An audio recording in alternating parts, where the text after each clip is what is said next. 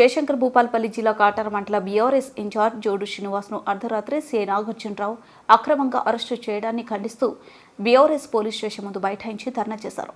ఈ సందర్భంగా బీఆర్ఎస్ జిల్లా యువ నాయకుడు జక్కు రాకేష్ మాట్లాడుతూ బీఆర్ఎస్ మండల ఇన్ఛార్జ్ జోడు శ్రీనివాస్ను సీఐ నాగార్జునరావు అర్ధరాత్రి అక్రమంగా అరెస్టు చేసి చిత్రహింసలకు గురి చేయడం కరెక్ట్ కాల్ని రాబోయే రోజులలో జరగబోయే వాటికి పూర్తి బాధ్యత వహించాల్సి ఉంటుందన్నారు. అనంతరం పోలీసులు అదుపులోకి తీసుకుని అరెస్ట్ చేశారు. ఈ కార్యక్రమంలో బీఆర్ఎస్ శ్రేణులు పాల్గొన్నారు.